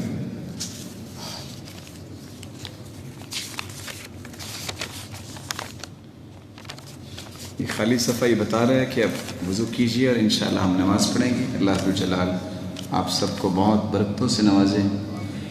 چند ماہ قبل شب تربیت میں یہ کہا گیا تھا کہ جو شخص کی نماز کے بعد 4 رکعت نماز ادا کرے گا، اللہ پاک اس کو لیلۃ القدر کا اجر و ثواب عطا کرے گا۔ میں نے یہ بات جب اپنی مسجد مرکزی بویاس میں بیان کی تو لوگوں نے مجھ سے اس کا حوالہ پوچھا، مہربانی فرما کے اس کا حوالہ دیں۔ جس بھائی نے سوال لکھا ہے، ابھی نماز کے بعد میں اس کی خدمت میں ادب سے گزارش کروں گا آ جائے، اس کا حوالہ اس کو پیپر دے دیتے ہیں، بلکہ اس بھائی کو بھی جا کے سلام کہہ کے یہ پیپر اس کو پیش کر دے۔ جھگڑنا نہیں ہے، فساد نہیں کرنا، اللہ کے رسول کے دین کی دعوت اچھے طریقے سے پہنچانی ہے۔ طاہر مدنی صاحب میں گزارش کروں گا، آپ کے پاس وہ پیپر موجود ہے تو جو بھائی بھی لینا چاہتے ہیں بلکہ اس کی کاپیاں کروا لیں، سب کو دے دیں تاکہ کسی کے لیے پریشانی نہ ہو۔ تمام بھائی وضو کر لیں، انشاءاللہ ہم 5 سے 10 منٹ کے اندر نماز کھڑی کریں گے۔